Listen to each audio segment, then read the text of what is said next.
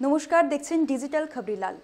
আজ 23শে জানুয়ারি। আমরা সকলেই জানি আজ ভারতবর্ষের শ্রেষ্ঠ নেতা অর্থাৎ নেতাজি সুভাষচন্দ্র বোসের জন্মদিন।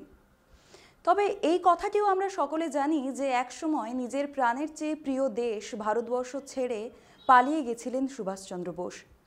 সেই সময় কিন্তু ব্রিটিশ সরকার যখন ভারতে অধীনস্থ, তারা কিন্তু তখন এটা নিজেদের সামরিক জয় হিসেবেই ভেবে নিয়েছিলেন যে নেতাজি সুভাষচন্দ্র বোস দেশ ছেড়ে পালালেন, অর্থাৎ তারা তার বিরুদ্ধে যুদ্ধে জয়ী।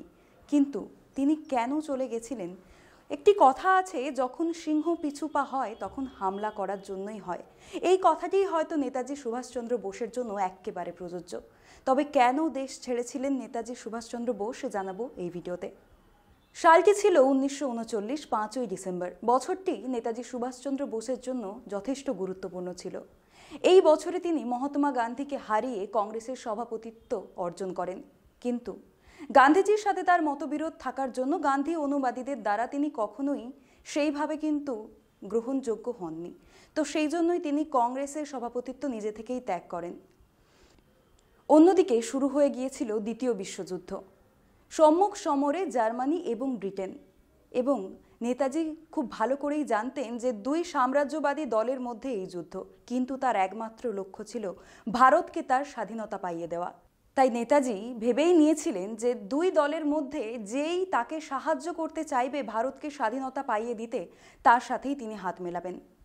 কিন্তু সেই সময় ঘটে যায় এক অঘটন।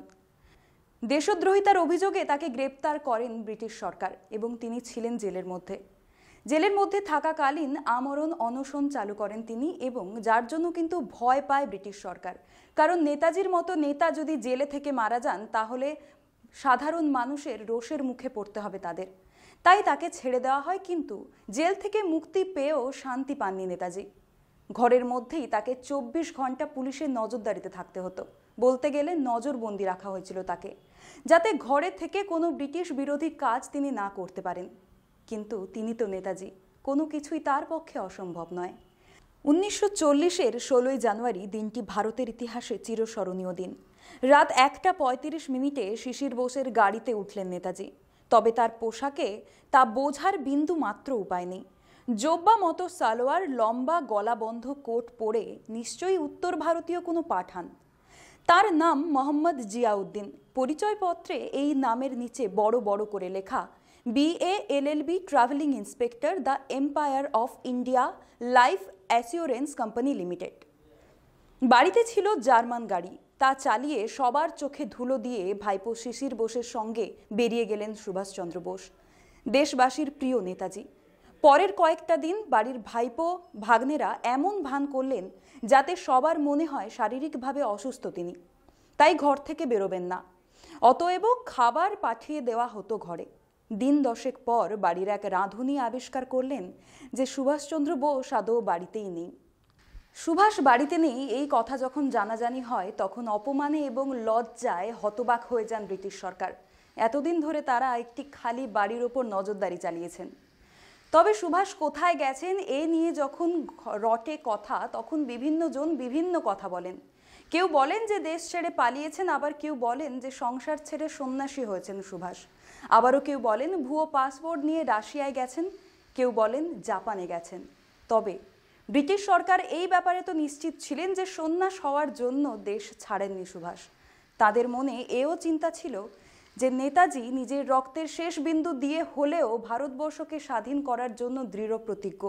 তাই তিনি এত সহজে পালাবেন না। কিছুদিন পরেই কয়েকটি টেলিগ্রাম ব্রিটিশদের হাতে পড়ে যাওয়ার ফলে তারা জানতে পারেন সুভাষ আফগানিস্তানের রাজধানী কাবুলে আছেন। সুভাষ যখন তুরস্ক এবং মিশর হয়ে ইউরোপ পৌঁছানোর চেষ্টা করেছিলেন, তখন ব্রিটিশদের পাঠানো গুপ্ত ঘাতক তাকে হত্যা করার পরিকল্পনা করে। কিন্তু নেতাজিকে ধরবেন এমন সাধ্ধিকার। ততদিনে সুভাষ বেশ ধরেছেন অরল্যান্ডো মাজোত্তা, এক ইতালিয়ান কূটনীতিক। জোগাড় হয়ে গিয়েছে আসল পাসপোর্ট, যার মধ্যে নিজের ছবি বসিয়ে নিয়েছিলেন নেতাজি। 23শে মার্চ কয়েকজন ইউরোপিয়ানের সঙ্গে সড়কপথে হিন্দুকুশ পর্বত পেরিয়ে উজবেকিস্তানের শহর সমরকন্দে ঢুকে পড়েন। মাজোত্তা সেখান থেকে ট্রেনে পাড়ি দিলেন মস্কো। মস্কো থেকে তাকে রোমে নিয়ে যাওয়া হয়। অবশেষে 1941 সালের এপ্রিলে জার্মানিতে পৌঁছন তিনি। এরপর 1942 সালে অ্যাডলফ হিটলারের সঙ্গে দেখা করতে সক্ষম হন। সেই সময় তিনি বুঝতে পেরেছিলেন যে হিটলার তাকে শুধুমাত্র ব্রিটিশদের বিরুদ্ধে প্রচারের জন্য ব্যবহার করতে চান। তিনি 1943 সালের ফেব্রুয়ারিতে জাপান ভ্রমণ করেন এবং জাপানি সেনাবাহিনীর সমর্থনে জাপান দখলকৃত বার্মাতে আজাদহিন্দ ফৌজ গঠন করেন। নিজের দেশ ভারতবর্ষকে স্বাধীনতা পাইয়ে দেওয়ার লক্ষ্যে যিনি দৃঢ় প্রতিজ্ঞ এবং যিনি শেষ রক্তবিন্দু অবধি লড়ে গিয়েছেন বিভিন্ন দেশে বিদেশে, যেখানে তিনি জানতেন যে প্রত্যেক পদক্ষেপে তার মৃত্যুর ঝুঁকি রয়েছে, সেখানেও তিনি লড়ে গেছেন এবং এই সব কিছু হয়তো শুধুমাত্র নেতাজির ক্ষেত্রেই সম্ভব। এবং আজকের দিনে দাঁড়িয়ে ভারতবর্ষের ক্ষেত্রে এবং যে কোনো দেশের কাছে কিন্তু নেতাজির মতো একজন নেতা থাকা খুবই প্রয়োজন। এবং আজকে 23শে জানুয়ারি, আজ নেতাজিকে ডিজিটাল খবরিলালের পক্ষ থেকে জানাই বিনম্র শ্রদ্ধা এবং এই ধরনের সমস্ত প্রতিবেদনের জন্য চোখ রাখবেন ডিজিটাল খবরিলালের পর্দায়। লাইক করবেন, কমেন্ট করবেন, শেয়ার করবেন এবং অবশ্যই জানাবেন কেমন লাগছে আমাদের প্রতিবেদন। সঙ্গে থাকুন, দেখতে থাকুন ডিজিটাল খবরিলাল। খবর আপনাদের, নজর আমাদের। ডিজিটাল খবরিলাল, খবর আপনাদের, নজর আমাদের।